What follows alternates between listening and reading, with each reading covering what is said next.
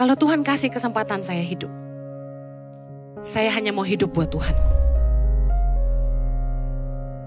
Anak Tuhan harusnya hidupnya ilahi. Orang bisa mengenali anak-anak Tuhan di tengah dunia yang kacau balau ini dari gaya hidupnya, dari gaya bicaranya. Orang bisa bilang gini, dia sih godly bahasanya ya, ngerti? Wah, dia sih godly banget. Anak saya selalu ngeledekin saya. Dia bilang gini, Mami, you are too godly. Mami terlalu rohani bahasanya. Please, dia bilang gitu. What do you mean I'm too godly? Yes, you pray. You always talk about God. You preach all the time. You're too godly gitu. Nah, orang harus bisa melihat warna dan rasa di hidupmu, ada Tuhan di situ. Ada nilai keilahian bahasanya di dalam hidupmu. Kalau kita tidak bisa memberi rasanya Tuhan, artinya kita tidak bisa menunjukkan Tuhan dalam hidup kita. Bagaimana Tuhan bisa menunjukkan pribadinya kepada dunia? Dan bagaimana dunia bisa melihat Allah? Seperti apakah Tuhan? Orang gak akan mengerti bahwa hidup mereka salah dan harus berubah kalau mereka tidak lihat contoh.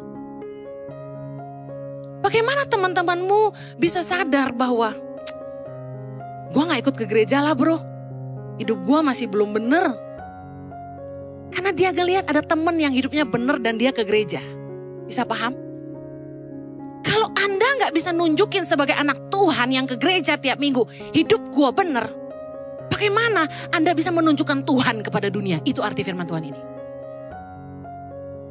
Dengar baik. Hidup yang memberi rasanya Tuhan, living the godliness adalah ini. Saya search, apa sih deskripsi di Google tentang godliness? Godliness adalah living a life which is reflecting the nature of the kingdom of God in the course of everyday life. Menghidupi sebuah kehidupan yang merefleksikan sifat-sifat kerajaan Allah dalam kehidupan sehari-hari. Kemudian ada lagi terjemahan lain. Living a life of devotion to God which results in a life that is pleasing to Him. Hidup yang menyembah, mengabdi kepada Tuhan, penuh pengabdian kepada Tuhan. Yang akhirnya tujuan hidupnya cuma satu, menyenangkan Tuhan. Kan kita suka nyanyi lagu, menyenangkanmu, senangkanmu. Apakah Anda punya tujuan hidup cuma gini, fokusmu? Saya hanya mau hidup untuk Tuhan.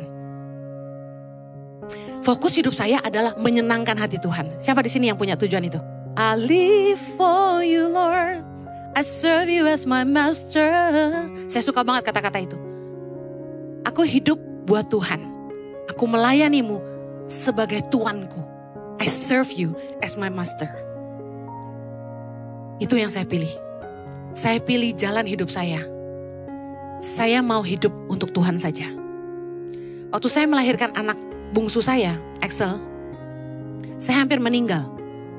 Saya pendarahan hebat, HB saya turun sampai 7. Saya ingat saya tidak bisa bangun 1 bulan.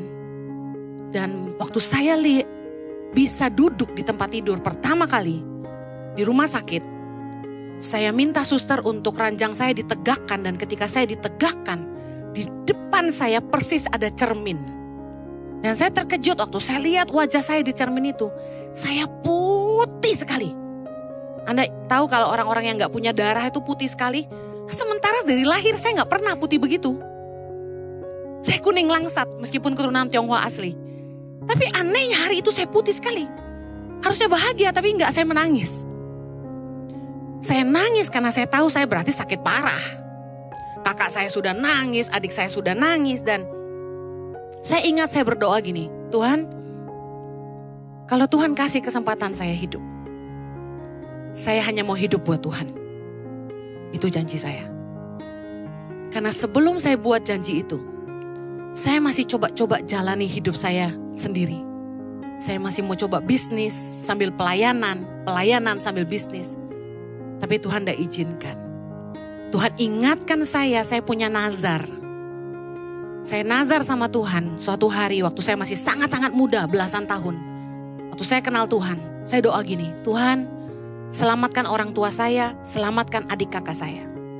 Kalau Tuhan selamatkan mereka, saya tukarkan hidup saya untuk Tuhan. Saya akan mengabdikan hidup saya sepenuhnya untuk Tuhan. Saya buat nazar itu waktu saya umur belasan tahun. Dan Tuhan ingatkan saya di usia 30 tahun, bayangin. Nah saya bersyukur, Tuhan kasih saya kesempatan. Ibadah Gereja Impact Community Indonesia ada di setiap minggu jam 8 pagi, jam 10, jam 12 siang, jam 3 sore, dan jam 5 sore. Setiap ibadah disertai ibadah anak atau Impact Kids dan ibadah remaja. Anda bisa mengajak teman, keluarga, dan relasi untuk ikut beribadah bersama. Dan bagi anak-anak muda, ada Impact Youth jam 5 sore waktu Indonesia Barat di Gereja Impact Community Indonesia.